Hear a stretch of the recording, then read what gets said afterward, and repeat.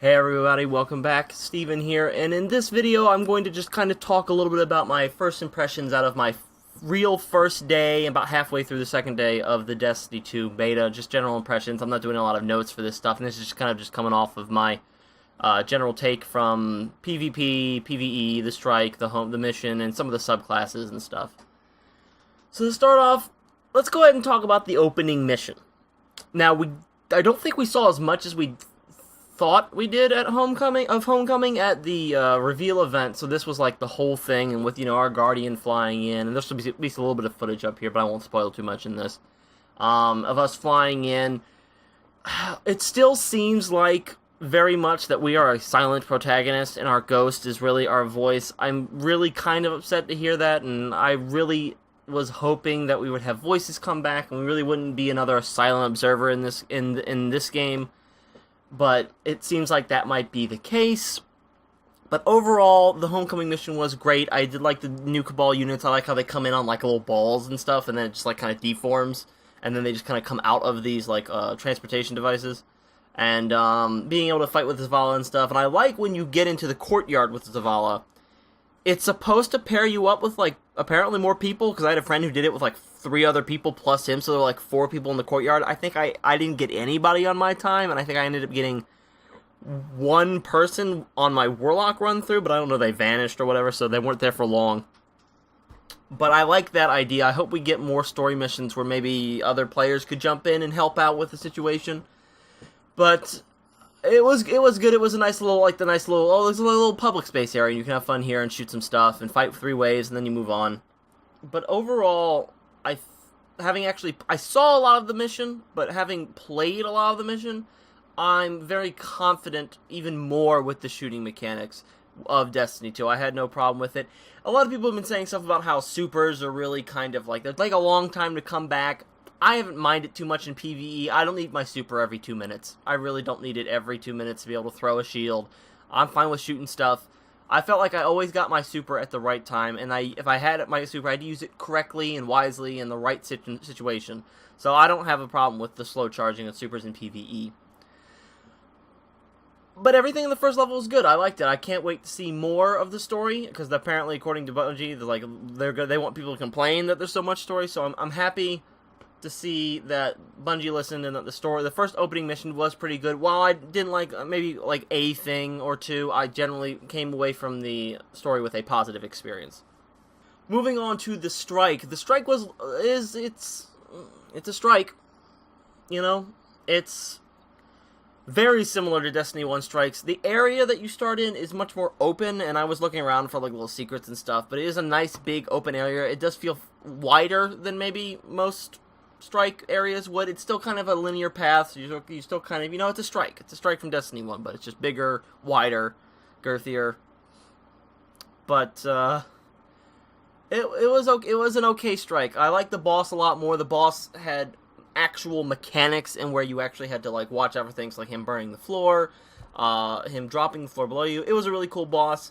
When we opened the chest at the end, I didn't mind this too much, but a friend did point out that he liked it a little bit more when the chest would open, and maybe instead of having the stuff just pop onto your character, which I think it does, it still does in Destiny 1. It would be nice if it like shot out a bunch of engrams and you could pick up the engrams, but that's like a minor thing that I was like, yeah, that'd be a nice little cool quality of life thing, but it's not like, it's not game breaking. But it was okay. The strike was fine. The boss was good. The new Vex type of enemies were good, and I'm going to hopefully put out a video on each of the factions that we see in the beta, which are the Fallen, the Cabal, Red Legion, and the Vex. And I'll just try and break them down a little bit, what's changed about them, but that'll be coming probably tomorrow or in a later video throughout the week of Destiny 2's beta. But it was a good strike, interesting, great boss design. Keep it up, Bungie. I want to see more strikes like that with that type of boss design. Now moving on to the final activity, it was PvP, and our 2 PvP modes were Control and Countdown. And we played Countdown first, because I think I just threw us in competitive by accident. I was just like, oh, let's just go. And I don't know that we had a hard time doing Countdown. We probably weren't used to it. So we played a couple matches, and we were like, man, this isn't really kind of for us. But I like the idea of the mode. My only critique is maybe instead of having rugs and market points, just call them A and B. Because it's like, they're at rugs, they're at rugs, they're at rugs, everybody get over to rugs. Oh, get over to the market, get over to the market. Just get over A, B, easy. I don't know that they really need to be called rugs or markets, so maybe Bungie will fix this, or maybe they'll just leave it as destination points. But Control felt really good. I really liked the way Control felt with the 4v4. And it actually, PvP ended up becoming something that really surprised me. It wasn't something I did note that they're like, oh, they're changing up from 6v6 to 4v4. And I did note the change, and I was like, that's cool, but it's not the biggest thing I'm excited for. I'm really excited for, if I'm being honest, for the open world stuff, but we can't see any of that in the beta. So I really dived into PvP since it was kind of the only thing left. And I've done it with all 3 subclasses, just about. I think maybe Warlock I still need to go through. It's just been a long day. But I love it. I love the new 4v4, and I think it works really well on Control. You still get you get A and B, A and C are still automatically caught, so that's fine. I see a lot of enemies going, or some of our teammates sometimes just go straight to C to kind of trick out when everyone goes to B, which is actually a smart tactic. Leave like maybe 1 person to guard A or 2 people to guard A and send somebody to C. But Control in the new 4v4 I think works brilliantly. You have to work with your team to take down enemies. And I was seeing a lot of stuff like, oh, it's hard to win 1v1s. Oh, it's hard to win, I get team shot a lot. Well, yeah, that's kind of the new format. Halo did this for a long time, and the team that's coordinated is usually the team that wins. You're getting team shot a lot because Destiny 2 is focusing on more of a team-based combat system. You need to make callouts. You need to make adjustments. You need to make team plays. And you actually, if you look in the bottom left corner right above your ability bar, when you enter a certain point on the map, or a certain area of the map, it'll tell you like Gulch, or, Corridor, or Crystal Cavern or something. And that's your call-out point. So when your team memorizes the maps and learns the map, you say, hey, I got 2 over at Crystal Cavern, your team immediately should go like, okay, I know exactly where he is, and we're going to go back you up.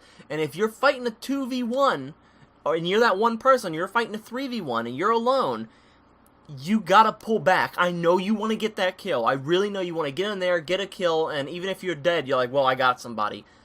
Don't do it. Don't push against 3 people. You can harass them, but know when you have to retreat. It's a different game now. Destiny 1, with supers being active all the time, you could fucking jump in, take out like 4 people with a single super, and you can still do that, but since supers have been more rare in PvP, since they've been toned down a lot, it really focuses on team shooting, and I love having these primary gunfights. Heavy ammo does come up pretty quick, but I feel like for some reason the heavy weapons don't come into play too much. I maybe had one game where some person was kind of jumping back and forth between the heavy ammo, maybe put them a little farther apart so they're more tactical, because I'd have one person jump from one, grab rocket ammo, and then rocket the other one, but you could agree that's a tactic. But yeah, the game is really focusing more on team shooting, and that's just kind of where the direction is going. So you just kind of have to, I really don't want to say this, but you kind of have to get good. Like, I really don't want to say that, but you really have to go in with the team. It's a team-based game now. You can't solo that stuff very much anymore. I mean, you can, and you can do well, but usually if it's 4 people who aren't talking to each other versus a team of 4 people who are talking to each other, like 90 to 10% of the time, the team that communicates is going to be the one that wins against the team that doesn't. That's just how team-based games work. That's how this is going to work. Destiny 1 kind of was like that, but not really. It was more of a freeform, kind of Call of Duty-ish type thing, which you really didn't need to communicate. But I love the time to kill now. I think the time to kill, for some people have been complaining that it's too slow. It's perfect. It's exactly where it needs to be. I don't feel like they need to tweak the shooting or the time to death at all. Like, you get when I get hit in the head and I get killed real quick, that's because that person was a good shot. They don't need to tighten up the hitboxes. They don't need to make the time to kill faster. That's not what Destiny 2 is. It's a team-based shooter. It's about being slow and methodical. Everybody can't be Call of Duty, and not everybody wants to be Call of Duty. So a lot of people, Bungie are going back to what made their multiplayer, which was slow, tactical gameplay. As for the super energy, and I've been seeing this big thing about how super energy isn't coming back very quickly in PvP, and it's not playing as much as a focus, and that it's maybe only coming in at the last, like 10, some people are saying 40 seconds, last minute of the game. I'm going to play both Devil's Advocate and kind of for that. And for that, I'm going to say that it's kind of okay, because I've had some matches where some of my teammates get supers at 2 minutes, 3 minutes. Like, it can happen. It probably doesn't happen often, but it does happen. And I would argue having that super energy come up and you having your super in the last minute really is if you're the losing team and you just got your super, yes, the enemy team also might have your super, but this is your chance to use your super correctly and smart. Be smart about where you use the super, how you take your engagements, who you fight on the battlefield. If you see an Arc Strider come in and he doesn't see you, maybe you should try and pop your Sentinel Shield and take him out before he has a chance to hurt anybody. You get points for that, and now they are down a player. So I would say for the lower timers, because I don't know if Bungie's going to fix that in the beta, for the supers, use this as an opportunity to use your super in a smart way. Use it to outflank and outmaneuver your enemies. On the Devil's Advocate side, or sorry, on the agreement side, which I do agree on, yeah, they are really short. I do understand, like, maybe having your super twice a game wouldn't be bad if you're doing real well, or having your super maybe get close to kick off at like the 2.5 minute mark, somewhere around there. I do agree that it does need to be tweaked a little bit, and maybe they'll tweak it for the beta. Maybe they will. Maybe they won't. But I'm not holding my breath on that. We'll see tweaks when over the next month that Bungie's going to have to kind of tweak the game until Destiny 2 comes out, which is actually fairly recently soon. So we'll see that soon. But that was just really my beta impressions so far. I'm going to see if I can try to play more. Again, I'm going to do some videos on the factions of the Destiny 2 universe of what we've seen so far. Vex, Fallen, Cabal, like I said. But I have so many, there's like a Fortnite coming out, and I got a lot, and Gigantic just got launched, so there's a lot of things coming out, and then Doomfist, Doomfist is coming later, but he's not going to be there with the beta, so I'm going to try to get more of the PvP beta in, to kind of get maybe my impressions of the Warlock, but overall I think that Destiny 2 is on track to be a very good game. Is it going to be a true Destiny sequel? I have to withhold that judgment, I think, until the game comes out on September 6th. But thanks for watching the video, guys. Like, comment, subscribe down below. Again, in the comment section, let me know how the beta is going for you. Let me know about your opinions about the PvP, the super argument. And I'll see you guys next time. Bye.